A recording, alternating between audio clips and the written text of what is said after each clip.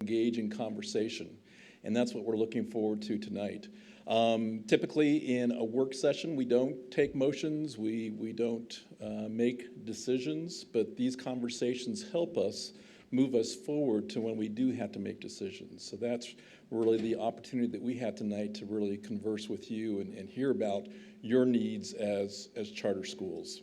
So we're looking very forward to that. I want to first of all just introduce to you our new superintendent and have him come up and give a few words of greetings, and then we'll get started with how we want to structure tonight. Dr. Thomas Tucker has been with us for now, 14 days, I believe. So, Dr. Tucker.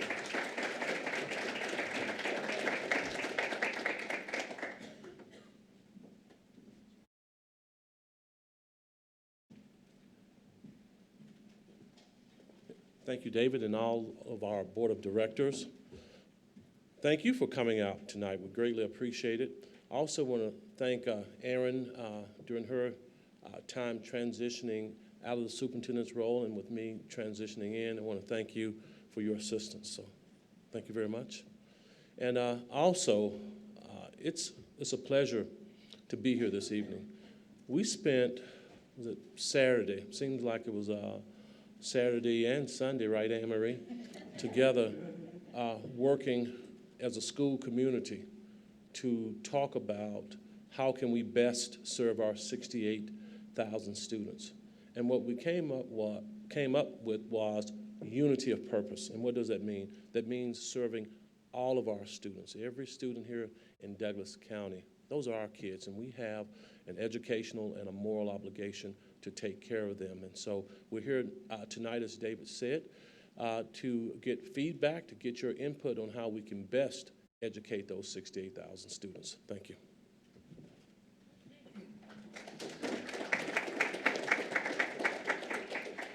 So I think what I'd like to do as quickly as possible, if we can, we'll do a wraparound. We'd like to hear who's in the room. Basically, if you just introduce yourself and the charter school that you belong to, or maybe you are a person that's just here to observe. But what we're going to do is, Tammy, before you go, I want to test this roving mic system, because one of the things that's going on tonight is we're also live streamed. And so we are a little bit limited in terms of our technology, so we have to pass the microphone. So what I'd like to do is just have us wrap around the room quickly, state your name, where you are, what's your connection to being here tonight, and we'll see how quick we can do that. All right. I'm Wendy Vogel from the Board of Education. Kristen Schmidt, the Office of Choice Programming. Alan McQueen at Platte River Academy. Brett Bach, Platte River Academy President. Jackie Cote, Platte River Academy. Becky Bonner from Platte River Academy. I'm Director of Academics. Kendra Hosfeld, Principal of North Star Academy.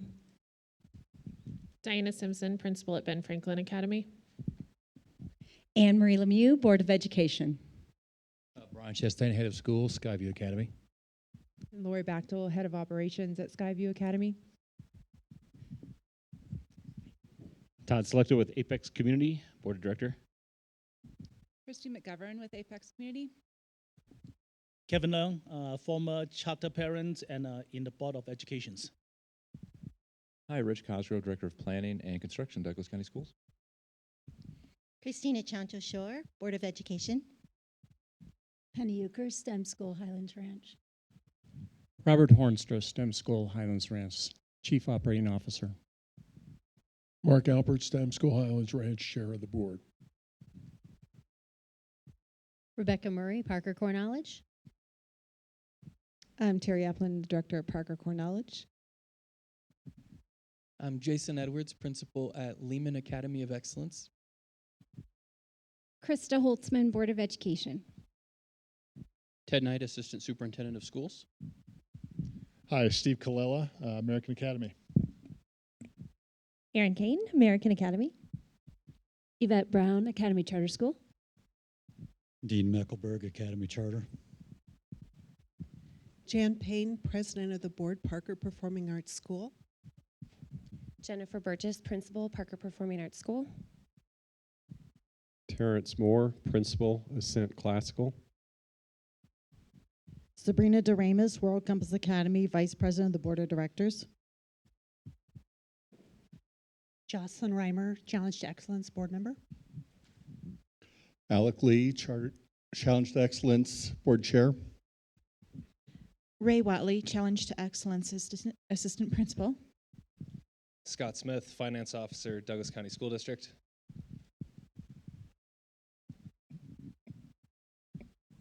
Keep it rolling. Keep it rolling. Danny Windsor, Principal, Sagewood Middle School. Christina Poehler, Board President, Rural Compass Academy. Jonathan Fung, Charter Parent. Allison Roush, Board President, American Academy. Rudy Lucas, Long Range Planning Committee. Brad Geiger, Chairman, Long Range Planning Committee. Carrie Riker Keller, Charter Parent.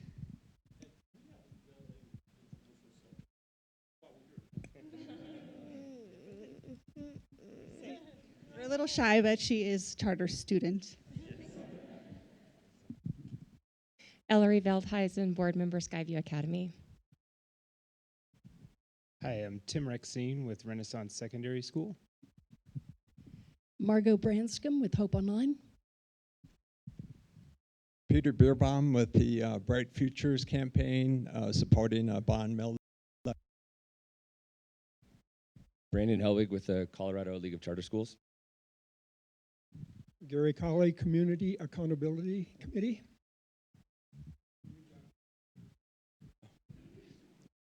Andy Jones on the DAC. Thanks, Andy.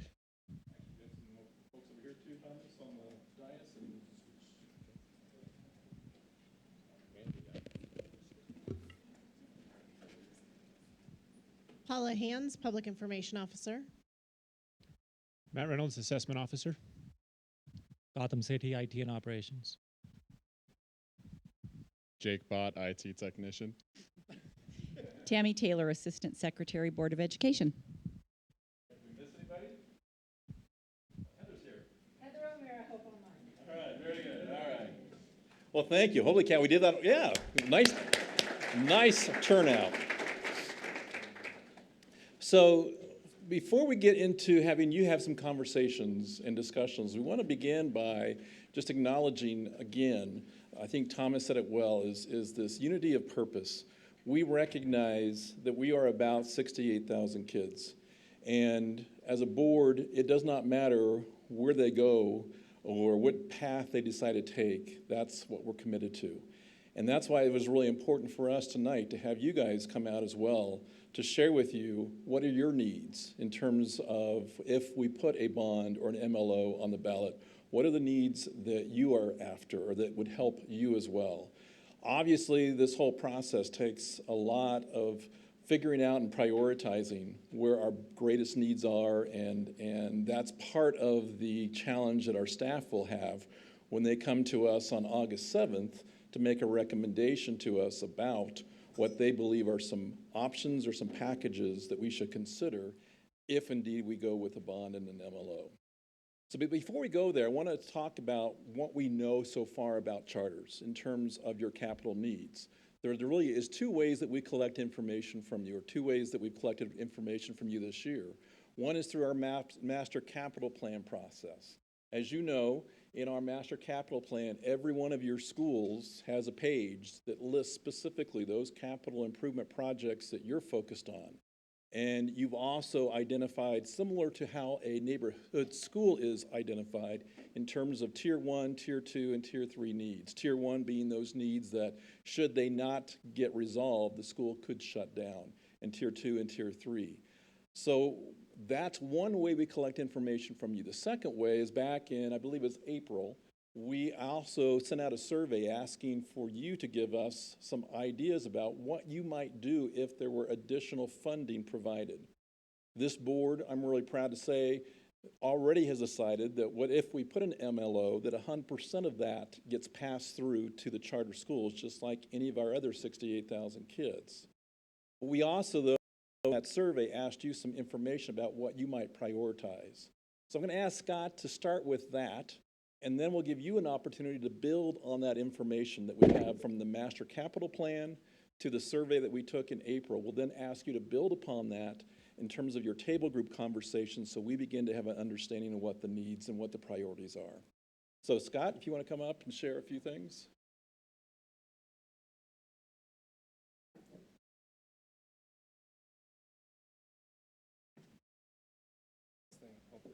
Good evening, everyone. Just wanted to go through a couple slides that were presented to the Board of Education back in April of this year. So this was in response to some follow-up questions from the board and specifically some more information that they were seeking regarding our charter schools. So if you remember, there was a survey that was sent out asking at different mill levy override amounts, what would you prioritize? And the percentage allocations across all of the charter schools are pretty consistent and pretty consistent with what the district's needs are as well. So there were the questions around the mill levy override, and then there were also questions around your building. So what is your current debt? What is that in terms of debt per student? Who owns the building? How much do you have outstanding on your loan? All of those types of things. So we presented that to the board, and we have every charter school listed here. And then we also reached out to our neighboring districts and asked how are charter schools included in your bond packages. And this was largely just pick up the phone and ask their finance officer, ask their planning construction department how they've done this in the past. So you can see here, pretty much all of the metro districts, we reached out and asked them, how have you included charters in the past? And this really kicked off the conversation that we're going to continue on tonight, and also including the information from the master capital plan to really understand what the capital needs at our charter schools are so that can be communicated to the Board of Education in the future. So with that, I can turn it back over to David. Any questions about that data? Scott kind of flipped through it pretty quickly. Anything that you're wondering about when you see that data? Any questions or any surprises or anything that you want to have clarification to? Good. All right. Thanks, Scott. So what we'd like you to do then, there's a couple things we'd like you to talk in your table groups and your school teams about. Number one is, what questions do you have in the room right now? What are the questions that you came in here with that you're wondering about? And we'd like someone to record those at your table. So if there's a board member, it'd be great if you would do some of the recording, because then we're going to report out those questions. And the other piece is, what is it that you want to walk away from tonight? I know as a board, we want to walk away with clarity in terms of really understanding the needs of our charters. I know as staff is sprinkled throughout the room, they need to take this information as well when they get ready to present to us some of their recommendations on August 7th. So what I want to know from you is, what are you hoping to walk away from tonight? What is it that you would like to walk away with? And then what questions are there in the room? So if you would just take time to turn to the board member or someone at your table and just start charting those and brainstorming those questions, and I'll get back with you in about 15, 20 minutes.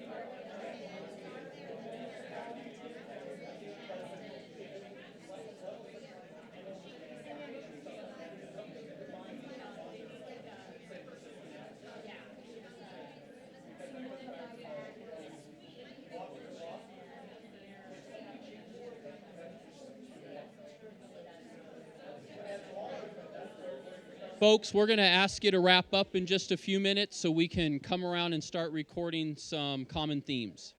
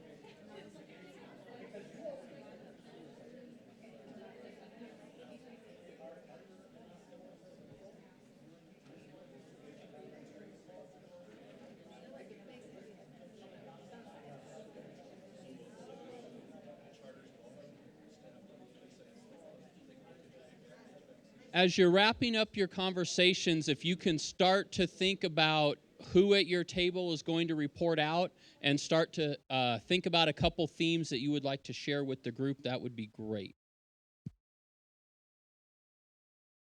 Everybody, sounds like we're ready to go.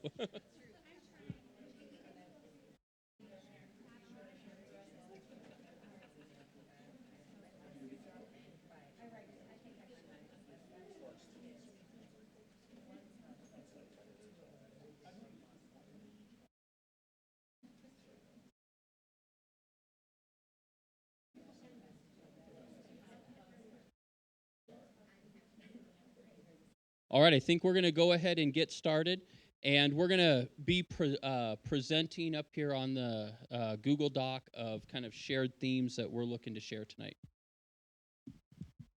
Had a wonderful conversation. Thank you, STEM.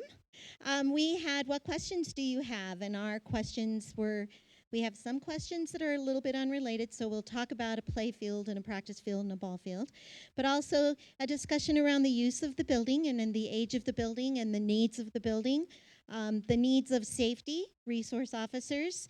The STEM school conversation was around being fair, having equal and responsible stewardship, establishing solid dialogue, being solution-oriented, having trusting relationships, not objecting to equity, and hosting a parent meeting. In the spirit of collaboration, we had a discussion around compensation for teachers and MLO. What are you giggling about? I can. Do you want me to give you my notes? All right.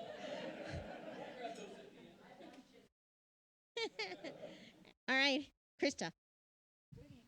Well, I was still making notes, but I'm going to go with it, and then they're going to correct me if I get something wrong or add to it if I forget something. So we just started out just talking about questions, really, and some basic questions they had. Has there been a decision about a bond MLO? What do the board's goals and end statements look like? And so when I got those questions, I realized that maybe another question is, how are we communicating big things that we do in our district with our charter schools? We talked about what that communication looks like now, and it sounds like some of the communications that they get are to all principals in the district, and a lot of what's in the communication, and you correct me if I'm wrong, may not apply to them as charter schools, and so, you know, they are rushed for time and trying to work for students. They don't always read every single part of it because it doesn't necessarily apply to them. So we may need to look at making sure we get them information they really need to know. Like, we passed a resolution for 100% sharing of MLO, and we're developing these end statements. And the way that came up was because there was a question about will there be changes in how charters work with the district? And has Dr. Tucker got ideas about how he will make changes? And that's how we started talking about our end statements and goals, and letting them know that they're out there and that if they have questions about them, so that came up. They asked questions about, we talked about the priorities that they filled out for us in the survey in regards to the bond MLO, and wondered, is the board going to look at those? Are they going to try to include those priorities, depending on if it's a big or a small bond or MLO, if that will make a difference? They told me, and I thought this was great, that they appreciated this dialogue and communication. At least one of the people at the table had been to one of our funding presentations out in the community. They appreciated that, and they just appreciate the back and forth dialogue.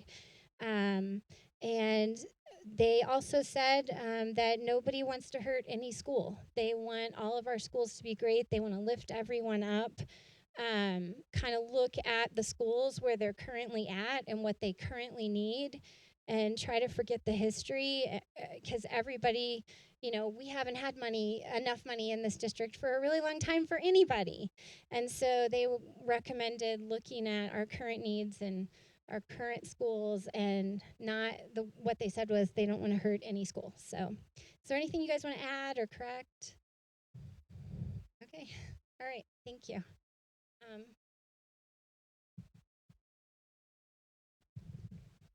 Thank you. So ours was a little bit different because we've got Hope Online here, and I don't know if everybody in the room knows or not, but as a multi-district online school, Hope is an entitled to the same things with bond in regards to bond and mill that other charter schools are. And so it brought up a unique kind of perspective and interesting conversation. Heather, being a DCSD parent, resident, and obviously taxpayer, had a lot of questions about how is it and how are we going to convince residents that a bond and mill is going to help the school district? And that was the big question coming in.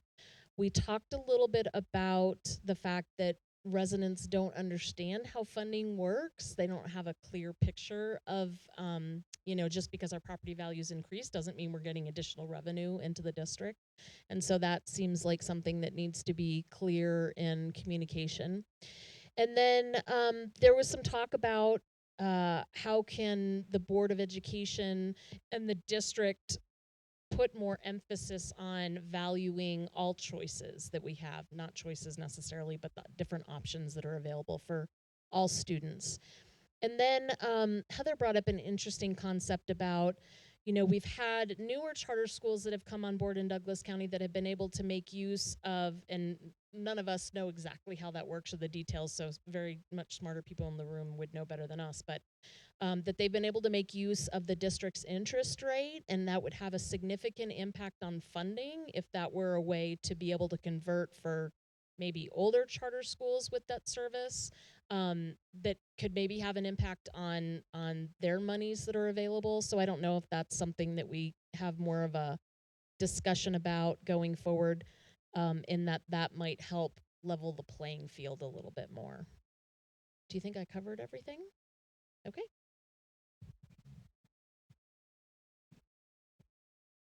We'll have lovely Platte River Academy here. We had a great conversation as well. I think very similar themes. One is about messaging, in terms of wanting more information about how do we know what taxpayers are willing to tolerate in terms of amount, wanting more information about how do we reach out to those taxpayers who don't have children in the school, really wanting to understand too, what are the talking points? What's the elevator speech that we need to have when we talk about these needs, or what a bond and MLO could do to help our district. So a lot of the questions this group had was around messaging, specifically to the bond and the MLO.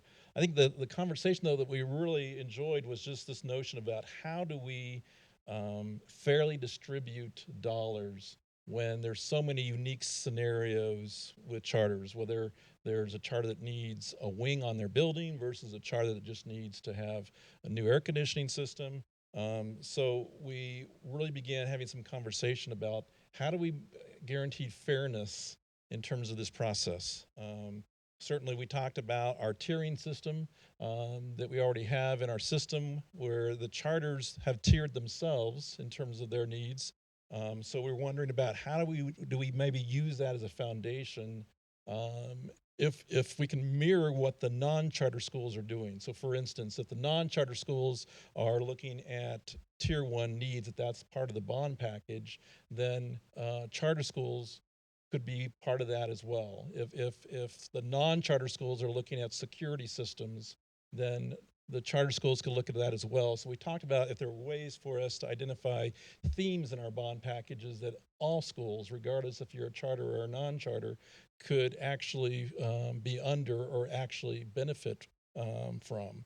We also talked about the whole notion that we want to protect the autonomy of charter schools as well. And so how do we make this process autonomous as well, so that it doesn't feel like it's the district making those decisions? So it's not us saying, gee, PRA, we know you really want a wing, but we think you should get a security system instead. So really talking about how do we make sure that there's a way for us to do that in the charter community as well, and even talking about if there's a way to have a representative body that either helps begin to evaluate all the needs that the charters have that are made up of charter people. So it's really not the people that don't understand charters that are making that decision. It's really the people that are living charters every day that are helping make those decisions about how to prioritize. So looking at some kind of a system so that we ensure that there's fairness. I think there's also, again, just a great appreciation. I know one of the members here said that they haven't ever had this conversation with the district before. In the 8-10 years that she's been here. So there was some accolades and saying, yes, this is what we need to be doing, and we're so grateful that you're giving us the opportunity. So those are the main themes I heard. Anything else, team? All right. Thank you. And I am a rule follower, and I listened that you could pick a speaker. So I picked a speaker from our charter community. Thank you. First of all, we all came to an agreement that this is really about the unity of all of our children, and that's something that we all agreed on. Is regardless of where we've been and what we've endured, we are optimistic that we're going to pass this mill levy, and the way we're going to pass it is by having the community present this. This does not need to come from the board. This needs to come from everyone. I think this needs to be a powerful message. I think this needs to be, we think this message needs to be a message of safety and security, first and foremost. With high teacher retention, we're gonna have safe schools. With better mental health, we're gonna have safe schools. With different protocols in place and better communication systems, we're gonna have safer schools. The question that we came up with, or questions that we came up with, were all around how is this message going to be disseminated?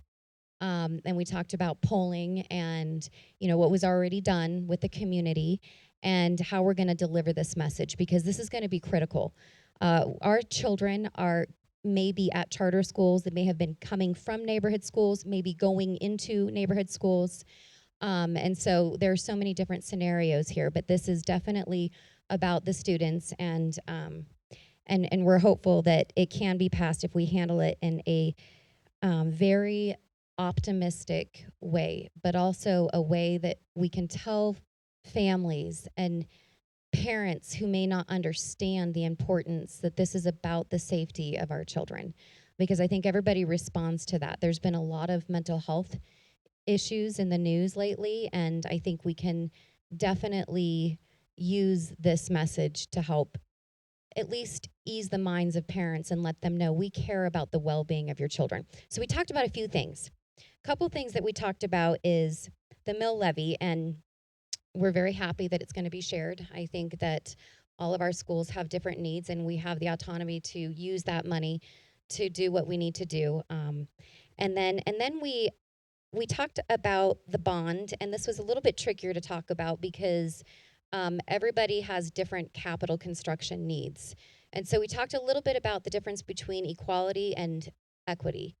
And so we feel like some of this money needs to be given to schools with higher needs more than other schools. And so we all agreed that it was safety first, and those tier 1 needs of safety need to be taken care of before those tier 2 needs.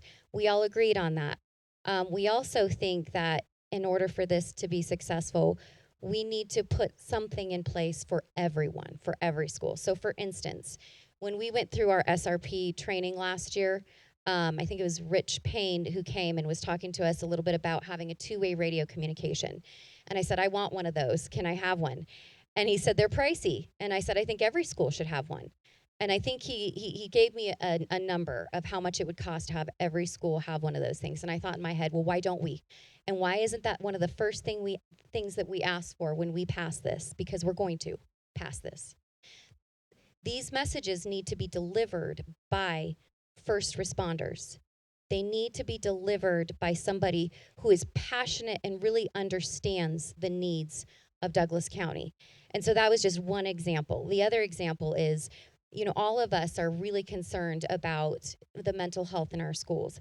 And I know as charters, we all have different programs and we meet those needs differently. But boy, wouldn't it be nice for us all to get $10,000? And with that $10,000, we all have the autonomy to say, I'm going to pick this program, or I'm going to put it into this so that we can have more money for mental health, or I'm going to put it into a behavior coach that I can have here in my facility every single day. So we did talk a little bit about, yes, there are some schools that need some things adjusted and some maintenance and repair issues first and foremost, but there are also things that we all need money for. So those are just some things that we talked about. Did I miss anything? Okay. All right. Thanks.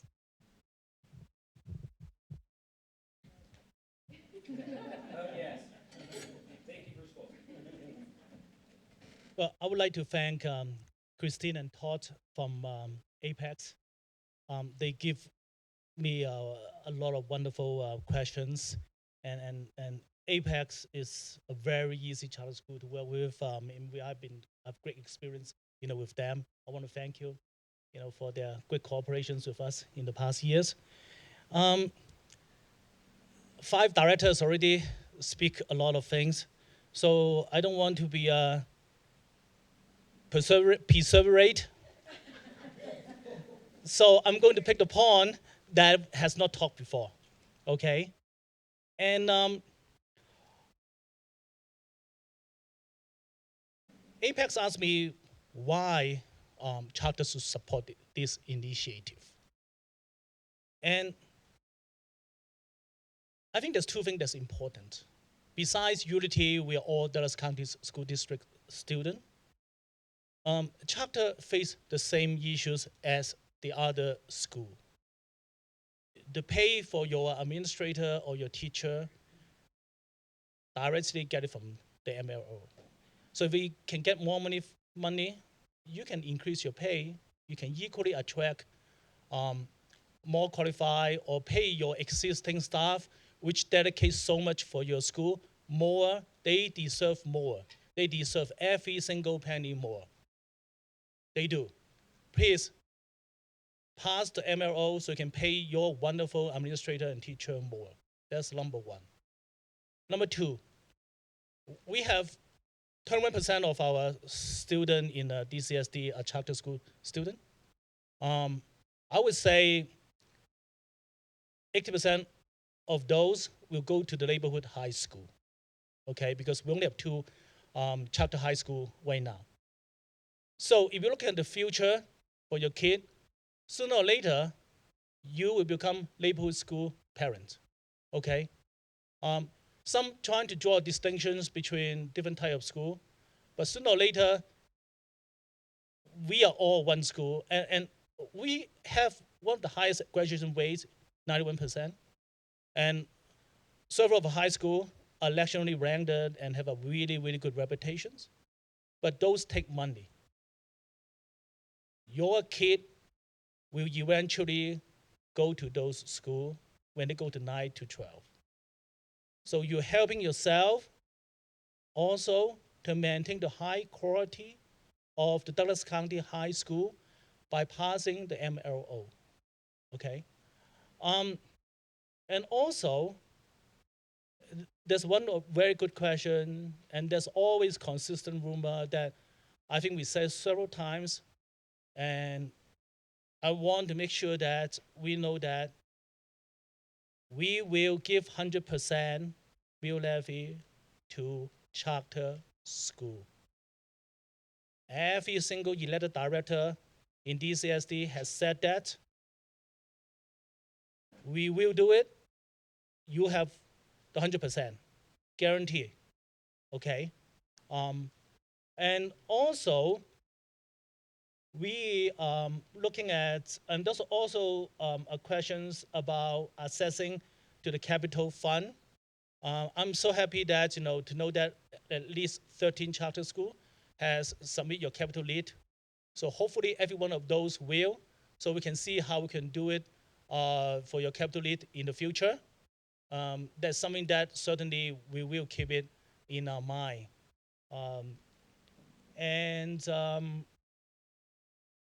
I think that's all the things that I have that is different from all the other directors. Thank you.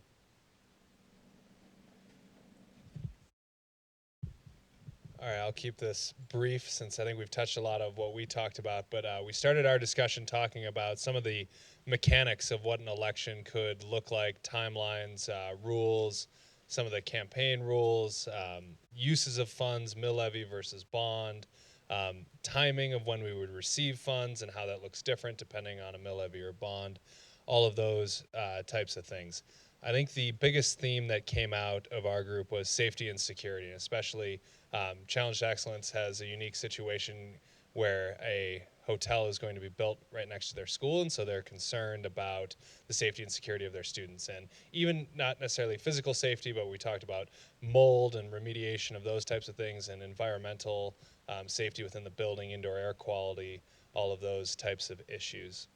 So really, I think the rest of our comments fell into what we've heard before, but that was really the common theme that, a lot of the issues that our neighborhood schools have, that other charter schools have, is consistent at our table as well on some of those reinvestment opportunities within their school. Anything else to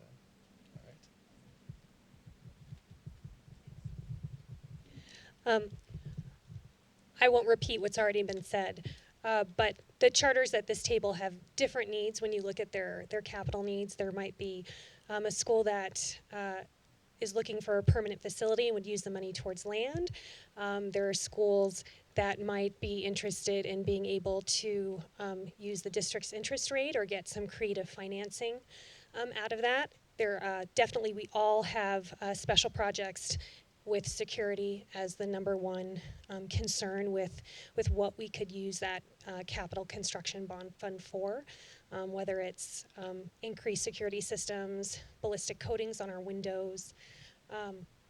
We also talked about increasing our teacher pay with the MLO, and knowing that with that 100% pass-through, that's something that we could all allocate well and attract quality, very high quality staff to charters when normally, our teacher pay is lower than the district, and that's one of the top ways we'd be able to increase teacher pay and teacher retention. Did I miss anything else? Okay. Okay. I think Ted's supposed to do this, but I'll do it. Okay. What percentage of the bond will be going to charters? Is there an exact number or not? So kind of similar to that.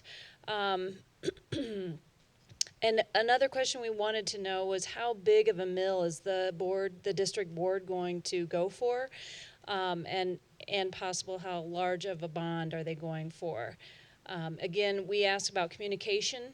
How are we communicating this out to parents and the community? And again, how do we promote the process of, there was a question of process for requesting bond funds. So similar to this, as a charter school, how are we able to request the bond funds or get on the ballot, I guess? And then the last one is, if the bond didn't pass, what are the consequences to the district, and how will it affect charter schools? And more? Sorry, I've got more. I need to get my glasses on. I can't see this stuff. How would bond dollars be divided amongst charters equally older? Similar. How would the cost sharing for the ballot questions? Oh, so would the charter have a buy-in to the cost sharing of a ballot question? And how will this bond mill be contrasted to Initiative 93? Will the Board of Education be able to back both? Did I get it? I've got to get my glasses on.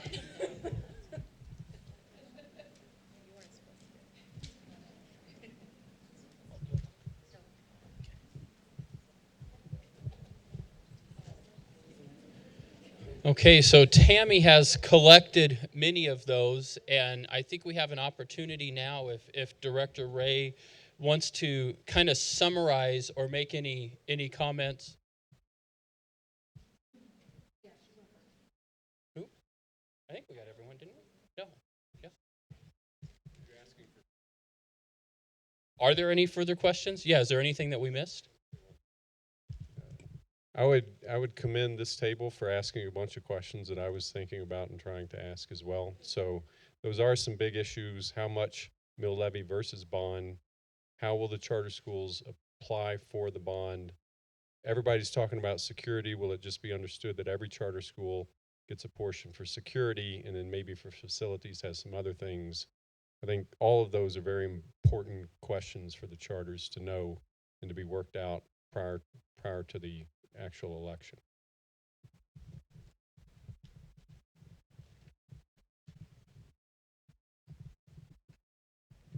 Thanks, Ted. The challenge is summarizing. Wow. So again, I want to thank you for all the work tonight to get us thinking about the things that you feel like need to be prioritized. So I've got a couple of questions, and I would just like to see kind of from hands where you are with this. So one question I have is, because we heard that if we have certain themes in our bond package, like security, and I think mental health might be a hard one to do out of a bond election. It's more appropriate in an MLO. But if we were to look at security and the tier 1 needs, for instance, if that became the theme of our bond package, and we looked at charters in the same manner as we look at our non-charters, how many of you, just a show of hands, would be okay with that, first of all? Would be okay with us using that as our criteria to determine how much money charters get in the bond package? Okay. So I'm glad you asked that question. I'm going to ask Rich to come up here and just to kind of share with you a little bit, Rich Cosgrove, our planning department chair, to talk about the process, Rich, for how we come to those conclusions about how we prioritize the needs in our buildings. Would you mind sharing that? And then also talk about new school versus old school, if you would, as well, Rich, and just kind of give us a quick overview about how that becomes evaluated. Thank you. So of our 100 schools, including our charter schools, all of the capital needs are first tiered, and then they're prioritized. So think of your body, for example. A heart is tier 1. It's essential to function. So any building component of 185 building components in a school, for example, a mechanical chiller, a fire alarm system, a fire sprinkler system, a rooftop, those are essential to the occupancy of a building and a safe learning environment. Tier 2 would affect a program. For example, a mechanical rooftop unit may affect a metal shop, and a VOTEC room, a science lab, things like that. An artificial field affects a program. So those affect a portion of the building or a program. Tier 3 affects the quality of the learning environment.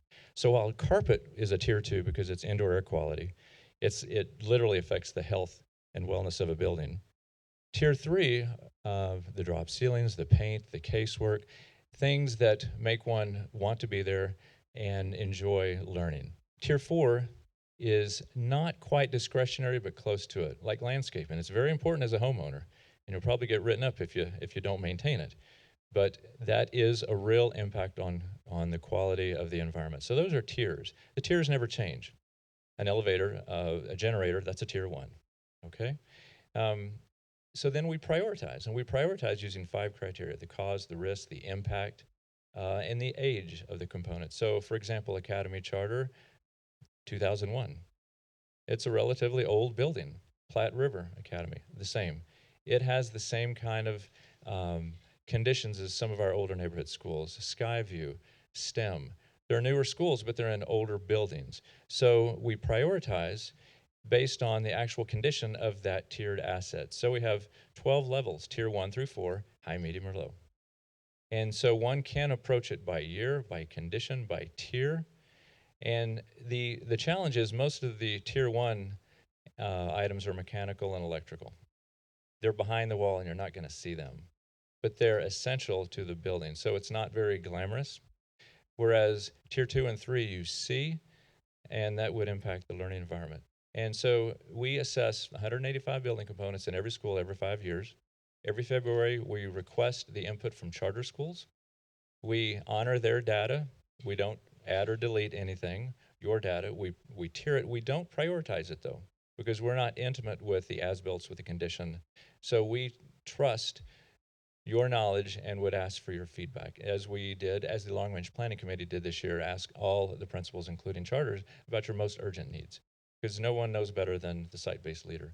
So we roll all this up into our master capital plan, as well as our enrollment projections by year, by school, with birth rates, with the cohort moving through the system, with open enrollment in and out based on historical trends. And we're typically within about 0.5%. This past year, we were 0.67% on enrollment projections. That's kids in seats. What's the challenge is understanding the open enrollment to and from. But we also project new construction. And that's also included in the Master Capital Plan, which the Long Range Planning Committee may submit to the board in August. Director Ray, did that answer your question?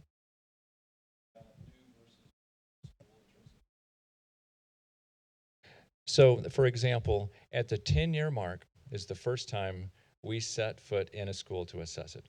Because the Master Capital Plan is a 5-year document, in year 15, that's the industry standard replacement value of most of the life cycle components.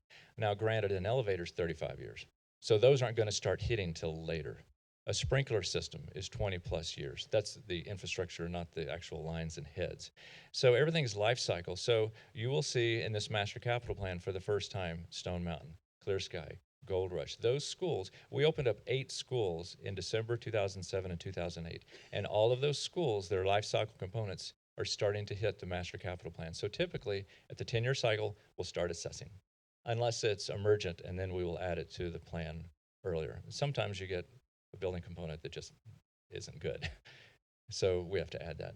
Question? So this is Brad Geiger, our chair of our Long Range Planning Committee.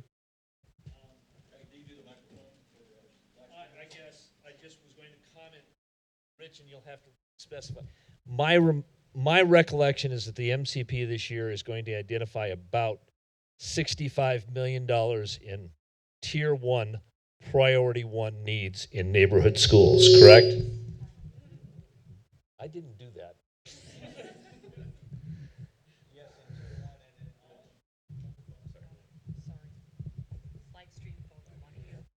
Thank you.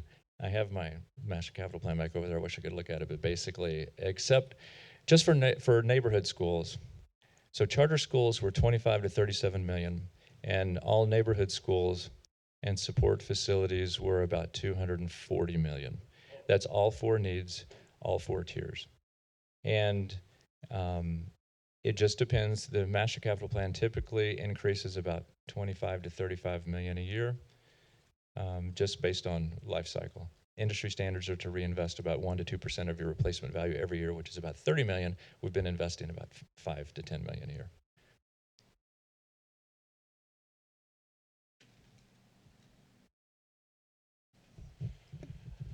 So again, I think the dilemma for us is, to me, I see two roads that we take in order that we are honoring the needs that charters have, as well as the road in terms of how we previously have evaluated needs in our non-charter schools. And so there's really two roads that I see emerging. One road is what I mentioned earlier, is that we put charters in the same list as the non-charter, and we begin prioritizing. So regardless if you're a charter or non-charter, we look at it with the same criteria that Rich outlined in terms of years, in terms of age, in terms of tiering, in terms of prioritizing those tiers.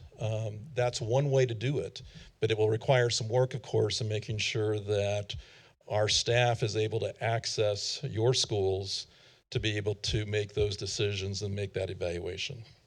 So that's one road, is to put you guys under that same process that all our other non-charter schools go through. The other road that I've kind of contemplated is this notion that I mentioned earlier, is do we form kind of a group of that's representative of the charter community to make those decisions? So in other words, a group that understands charter operations, requests come to you. This group would establish its rubric in terms of deciding how we're going to prioritize that. Do we base it on whether the building's leased? Do we base it on whether there's a security and safety need? How do we want to prioritize for the charter community how we might distribute additional dollars should a bond pass? So I kind of see that as being the two avenues. I don't know, unless there's other suggestions, I'm not sure how to do it otherwise in a very fair and equitable manner. Obviously, we can have all of you guys leave tonight and give us your best proposal, and then we sit down and try to make that decision, but that doesn't feel right to me, to be honest with you. It doesn't feel right to me that that you guys know your building so well that we're going to have a group make that decision based on how well you write a request. Does that make sense? So my question again for you is, and help me, board members, if you see a different avenue. So avenue one is for us to actually evaluate your capital needs like we do our non-charter. That's avenue one. Avenue two is to have you create an autonomous group of people that actually evaluate the capital needs of the charter community and then make recommendations. Is there another avenue? Krista? I don't have a suggestion for a different avenue, but I have a question about number one. Is there actually time? Like, I guess it would be a staff question. If that was an option that people wanted to consider, would we have time to assess their needs in the same way that the neighborhood schools have been assessed? Rich is avoiding eye contact. Absolutely. So based at your schedule and your convenience, we would partner with you. We would come to your school. We would look at your most urgent needs. First, starting with tier one. And whatever information and data you could provide for that building systems would be able to validate your input. Would also ask you, to confirm, what are your top 5 needs? So absolutely, we could support that. Thanks.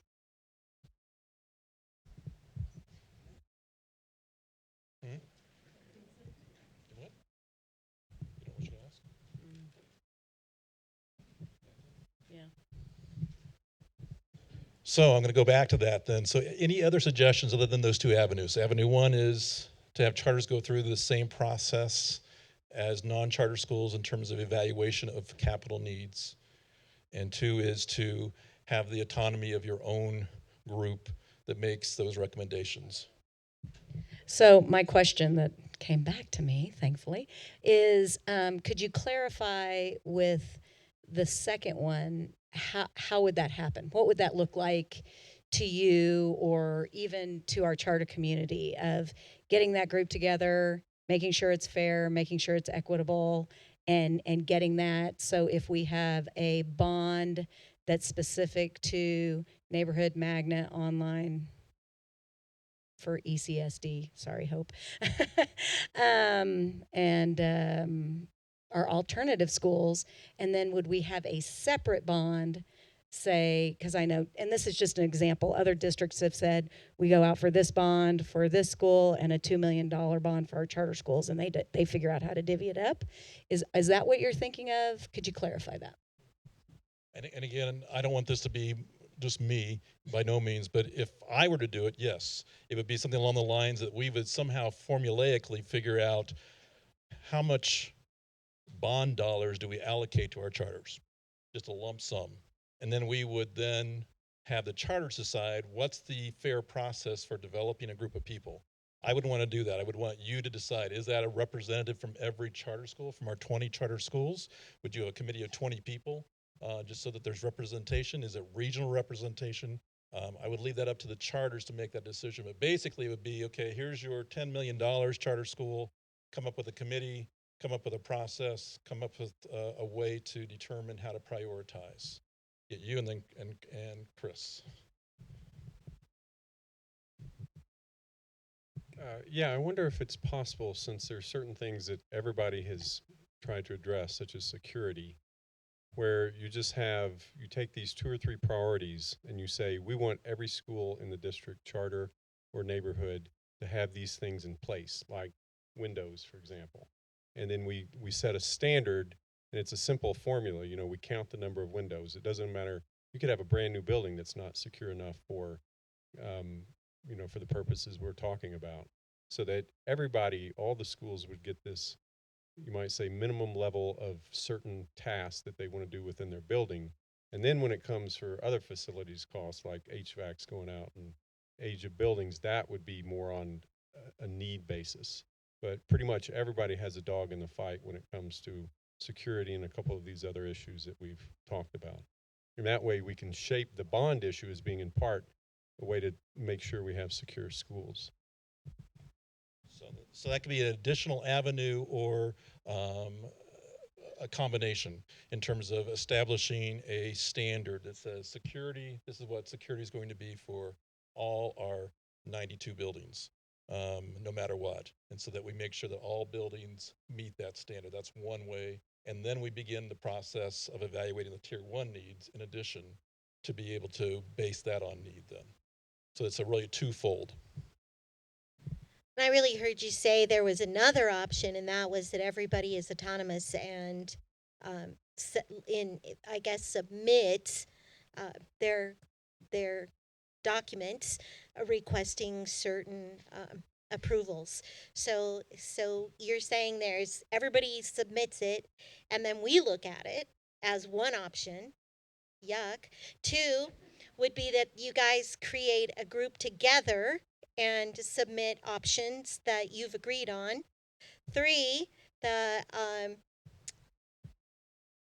what was the third? That was 1, 2, charters get a group of people or get the same capital need across the board. So there's really 3. So the submitting the plans would be similar to what Rich just described, and that would be his staff actually using the same process that's already intact for our non-charter schools to evaluate the facility needs.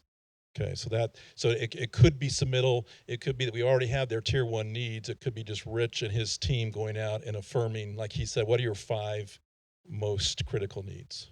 Okay. Other thoughts or additions?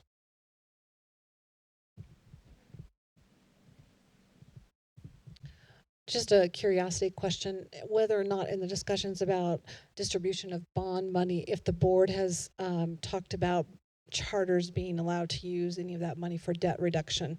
That's been something that we have discussed in the past as being a high need.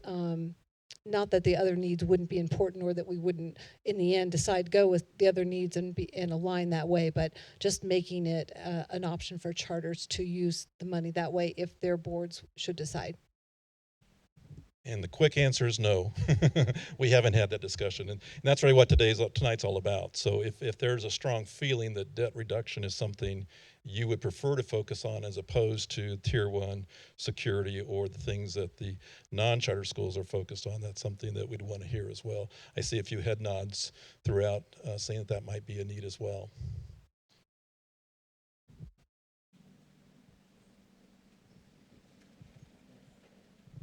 I think Terry brings up a really good point, because I know that at North Star we have a repair and replacement fund, and we contribute a good chunk of money every year to that fund, and we're very diligent and very frugal about making sure that as we go, we replace things that we need to replace. And so right now we're in a pretty good position, but it's not because we put money into our reserves.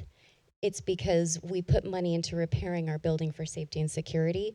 And so having the ability to take some of that capital construction money and reduce our debt would be somewhat of a reward for a school like us, where we've saved so much money on refinances and repair and replacement funding and have been very, I guess, proactive, thank you, proactive in how we spend our money.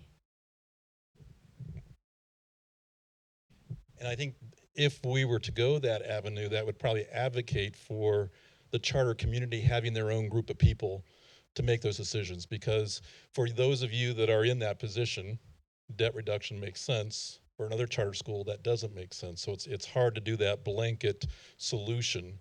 We really need a group of people who could differentiate and determine who gets what in terms of those circumstances.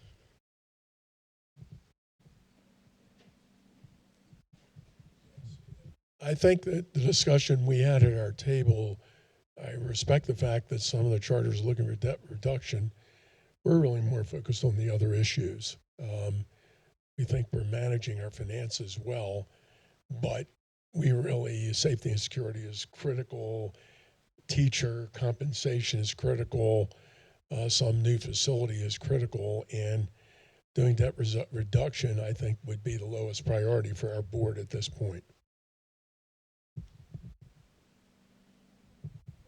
Question for you, Rich, in terms of the question around standard security guidelines for each of our buildings. Would that surface in our tiering process?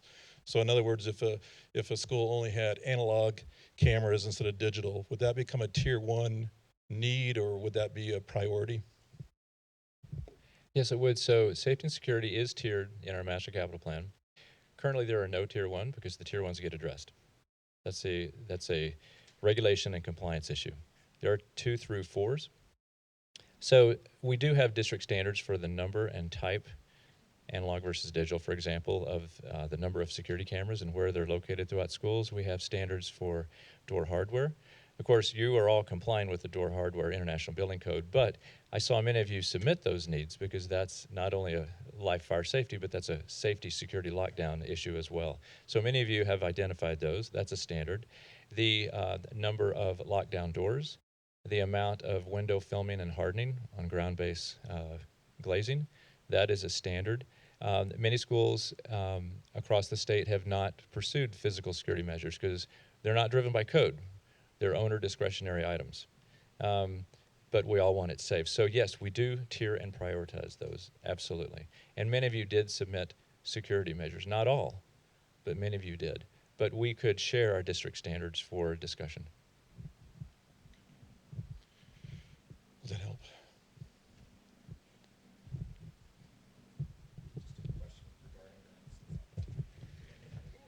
My question is regarding economies of scale. If each individual charter school is looking to do those types of security upgrades, you're going one school against maybe one vendor. Where is there something with regards to safety and security where economies of scale can be brought into this, where when the district is purchasing new door locks and handles and ballistic glass, things like that, can the charters get in on that to gain some of those efficiencies and cost savings?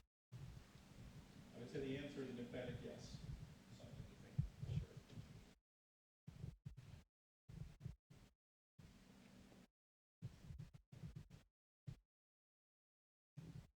One of the questions that came to my mind when you were discussing the two options is, would option 2 continue to separate charter schools and continue kind of a segregation between us and them, neighborhood versus charter versus us as a district? It's a good question. Whether or not that would just encourage the divisiveness of feeling like they're doing their own thing, we're doing our own thing. And so you would actually advocate against that, I think is what you're saying, is that you still would prefer. Okay, that's a good question. I mean, and I think that's what's hard, is because from the get-go, you have always been autonomous, and you have been different. You haven't had to follow the same policies that non-charter schools do. I think that's just a given, you know. And so, would that make it look worse? I don't know. I think what we're trying to do is honor the Charter Act, which says that we want you to make decisions closest to your community and have that ownership. And that would be how we would market it. It's not that you get to do something better or different than our non-charter. It's simply, that's the gift of being a charter school. What are the thoughts? Other thoughts? One other thought I had. Microphone, Chris. I know you think you're loud, but the live streamers can't hear you. And to the point. The only thought I had is, if we're considering how we're putting a question out and we're advertising what we are going to be spending money on, we should look carefully at what people would say yes to. And safety and security, debt reduction are two different kinds of things people might consider differently.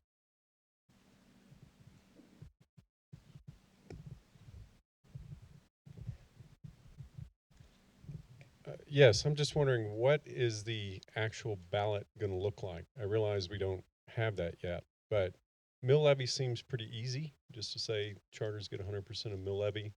And then I guess we'd want to know, how much are we shooting for mill levy versus bond? But then with all these complex bond ideas going around, is that going to be well articulated prior to the election so we know exactly what we're voting for? Because there are a whole bunch of questions that we would have to pretty much settle within the next month or so. Who on staff wants to talk about the way bond questions are composed? Because I'm not the expert. Oh, Scott is volunteered.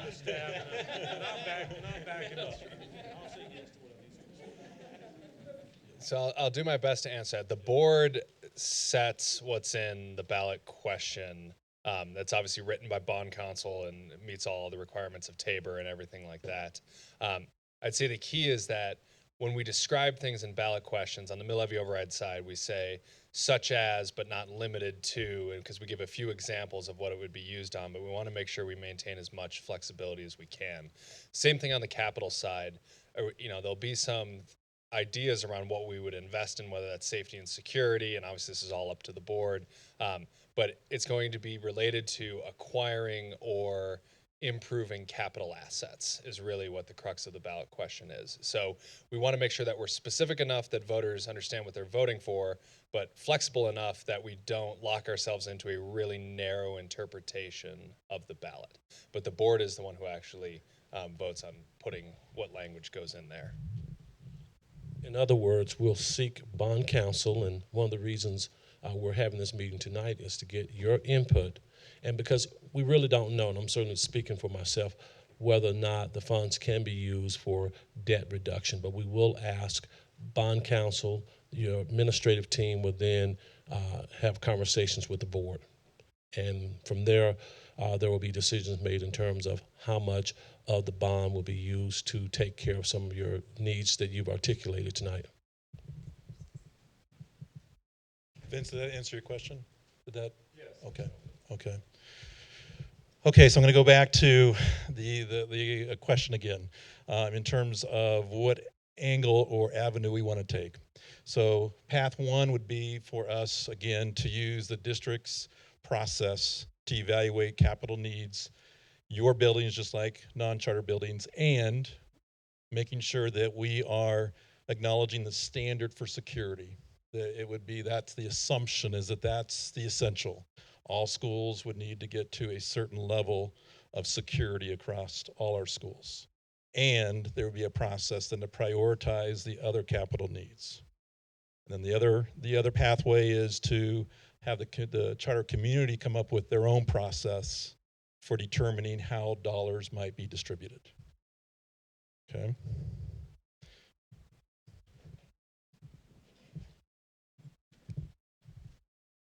I actually would almost advocate for both, because I think that having staff be able to go and identify the priorities will help us in the determination of the ultimate dollar amount, and then, you know, having a group of charters to actually make the determination of how that's distributed makes sense to me.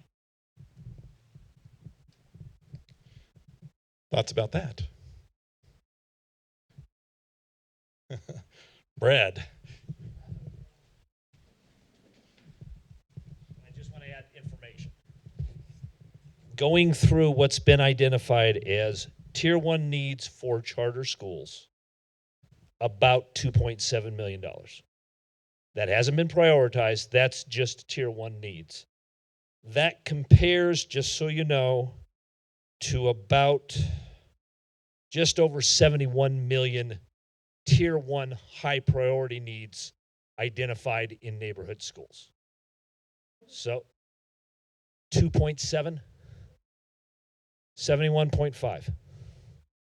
So, and that's tier 1 high priority. There are other tier 1 needs. Again, we haven't prioritized charter schools, but if we treated all tier 1 charter schools as high priority, 2.7 as opposed to about 71 million and change for building, neighborhood school building needs. Overall, our tier 1 high priority needs are closer to 117 million, but that includes information, buses, and non-school facilities.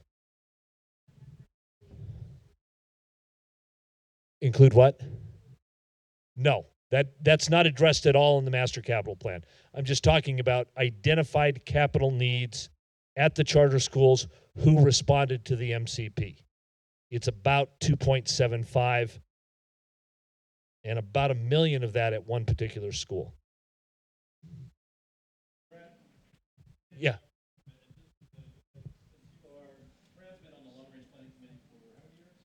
Only about 5 now. Rudy's got 15.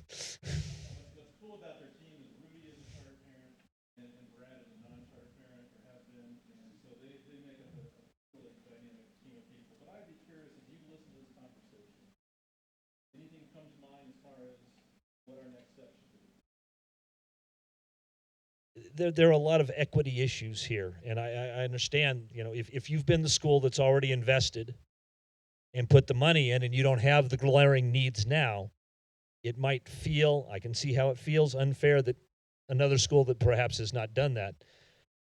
My viewpoint is this: whether or not a school has been particularly efficient or not, if the roof leaks, the roof leaks. The education process at that school doesn't get handled. I wish the master capital plan were better about identifying the priorities of charter school needs. We have to get better about that. That's something we're going to continue to do, whatever decision has been made. You know, the long-range planning committee always looks at things in terms of needs. I can't address how high priority is retiring debt. That's not something we've ever dealt with. But again, if a heating unit fails at a building and that school can't operate in February, then whether or not that school's governance committee has been appropriate or not appropriate is really irrelevant to the kids who are wearing coats in class. So obviously our focus is on needs, and there should be a process for evaluating those needs. Long-range planning committee, I think, would love to be involved in assisting with that as part of that. But that's kind of, again, that's our viewpoint of how you approach these things. But if I can add to that, I think we've also found over the years on long-range planning that the less we bifurcate a process, the better the process is overall for the entire district. And so maybe instead of trying to come up with two completely different systems where it looks like it's equal but separate, having a system where we're approaching this from the county-wide perspective might perhaps be the best way to go, and sort of blend everybody in. And again, realizing that for some charters, it might seem like it's a little bit late to the game right now because this whole process is just new. But also, please remember that 3 years ago, we didn't even have this discussion. So it's a rapidly evolving discussion, and maybe it's not perfect on this first go around with this bond issue, but I'm also hoping that the time between this bond issue and the next bond issue is not 12 years, like it is currently between, if there is a bond issue this November. I think many of you realize we've just finished graduating a group of seniors that has never experienced having a past bond issue. So we don't want to repeat that as well too. So again, we may not have a perfect process if there is a bond issue this November, but we'll certainly learn from it and it'll be better.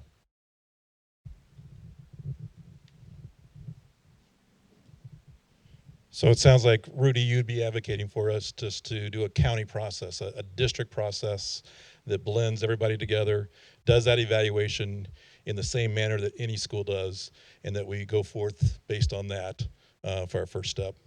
Yes, sir.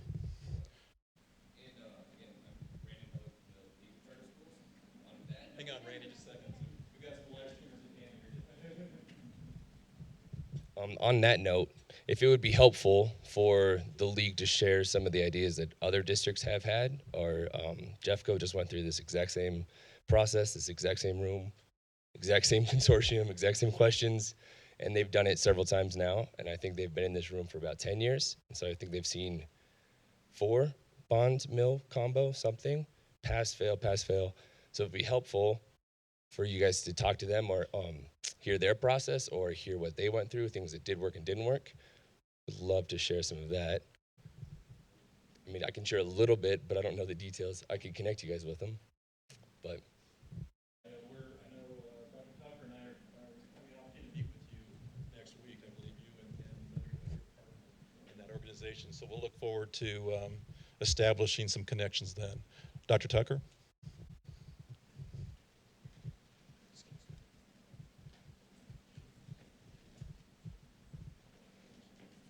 I'll ask Scott to discuss what our neighbors have done in regards to bond inclusion. Scott? So I was just looking at Jeffco here over those 4 bond questions. This is what their administration told us. 2004, they did it on a per pupil basis. 2008, they did it on a square footage basis. 2012 was a specific need, which would be kind of what we're talking about with number 1. And then 2016 was a per pupil basis as well. So they have run the gamut on different methodologies is what they have told us. Other districts have done specific need. Some have done per pupil. There is no exact formula on what people have done.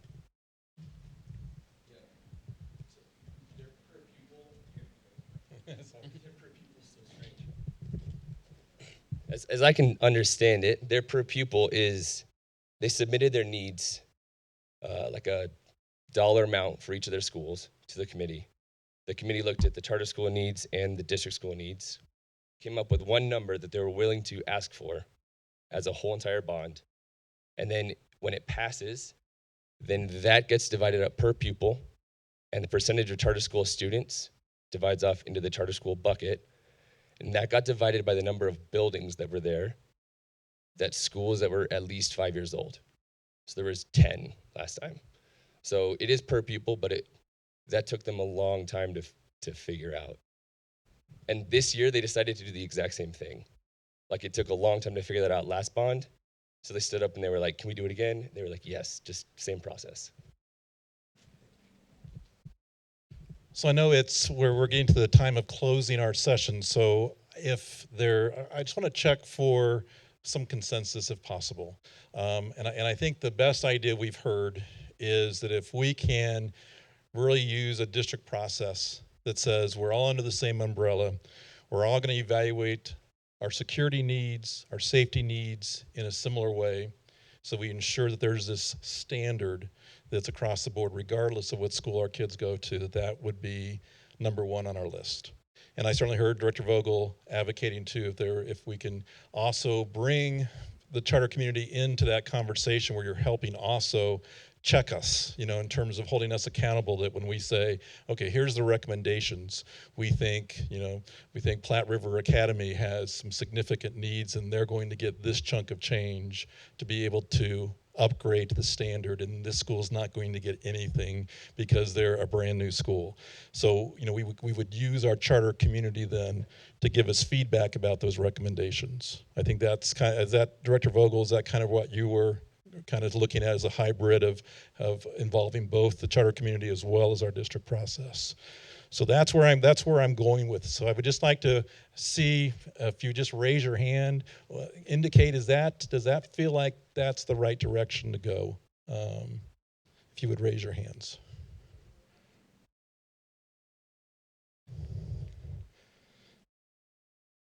I'm seeing some of this. I'm seeing, for the most part, most hands. I see some kind of doing this. So I want to make sure before we close tonight, this is your opportunity to make sure that if we haven't heard something that you feel like is important for us to hear, we want to make sure your voice is heard. That's the most important part about tonight. Obviously, we have the tough challenge of making the decision, right? And we recognize that. But hopefully, if nothing else, you hear tonight, it's 68,000 kids. We don't care what roof they're under. And that's what it's about. And that's what we are holding to, and that's what we're committed to doing, is making sure those 68,000 kids are safe and secure in the facilities they're in and getting the best possible education across the board. So that's what we're all about, regardless. So thank you. I'll hang around. Our board members will hang out around for a little bit. We just want to thank you again for your time. You guys have been great. And we will, on our August 7th board meeting, you will hear some recommendations about how we move forward.